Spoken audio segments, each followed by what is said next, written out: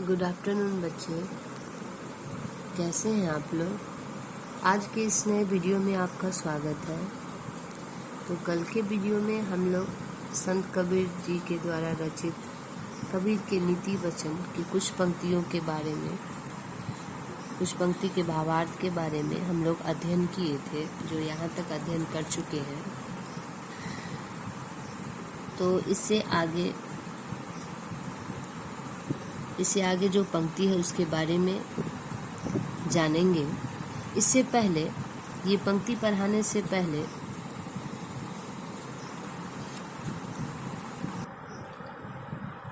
बच्चों को कुछ प्रश्नों में जो समस्या है उस प्रश्नों के बारे में उस प्रश्न के उत्तर इस वीडियो में बताया जाएगा।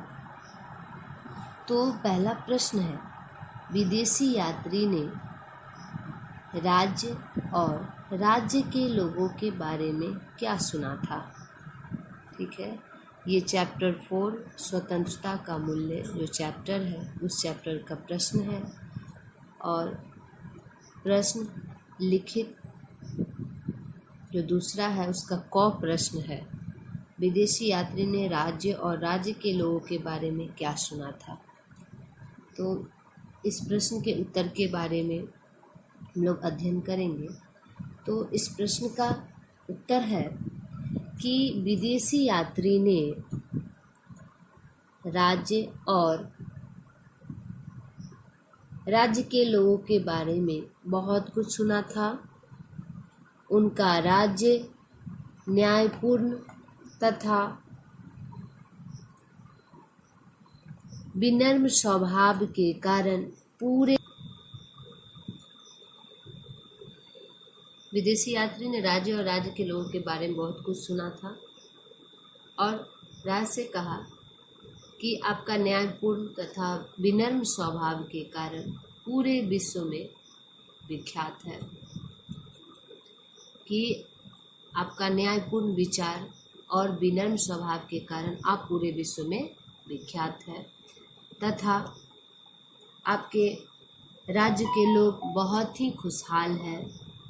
और आपके मंत्री के विषय में मैंने सुना कि आपके मंत्री बहुत ही ज्ञानी तथा बुद्धिमान है, जिसका चर्चा देश के चारों तरफ फैला हुआ है। ठीक है,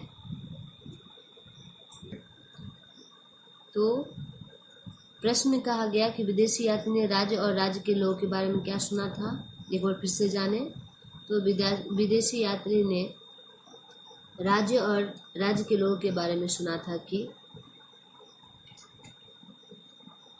राज्य के लोग बहुत ही खुशहाल थे। वहाँ के राजा बहुत ही न्यायपूर्ण निर्णय लेते थे। उनके विनम्र स्वभाव के कारण पूरे देश में वह जाने जाते थे। उनके मंत्री बहुत ही ज्ञानी और बुद्धिमान थे, जिसकी चर्चा देश के चारों तरफ फैला हुआ था। ठीक है, नेक्स्ट प्रश्न है चैप्टर 12 आया बसंत, जो सुमित्रानंद पंत जी के द्वारा रचित कविता है। लिखित का गौ है, गौ और घौ। तो गौ प्रश्न है, गुलाब क्यों लजा रहा है। ठीक है, वैसे ही इसका आंसर भावार्थ में भी, कविता के भावार्थ में भी बताया गया है। एक बार फिर से जाने तो गुलाब क्यों लजा रहा है। तो कहा गया कि गुलाब इसलिए लजा रहा है क्योंकि बसंत के आगमन से प्रकृति में बदलाव के कारण जो सौंदर्यता निखर आती है, जो सौंदर्यता निखर जाती है, वो होठों में आई मुस्कान की तरह, गुलाब के लजे हुए गाल की तरह खिल जाती है। या जिस प्रकार लज्जा आने पर गाल लाल हो जाते हैं, उसी प्रकार बसंत के आगमन से गुलाब की पंखुड़ियों खिलकर लजाए गाल की भांति वह लाल हो जाता है और खिल जाता है। वह प्रश्न है, कवि ने बसंत को किसकी छाया कहा और क्यों। कवि ने बसंत को प्रणय मूर्ति की छाया कहा। इसलिए कहा कि जो अनंत है, जो संपूर्ण है, जो सजीव, जिसमें जीवन होती है, वस्तु का निर्माण करते हैं।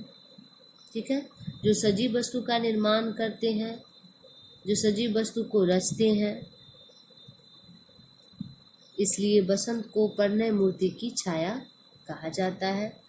क्योंकि बसंत के आने पर प्रकृति में जान आ जाती है, पक्षियाँ चहचहाने लगते हैं, फूल खिलने लगते हैं, भंवरे उस पे मंडराने लगते हैं, वन जो है सो रंगीन हो जाता है और इस सुंदर सौंदर्य को देखकर सभी प्राणी आनंदित होकर खुशियां मनाने लगता है। ठीक है,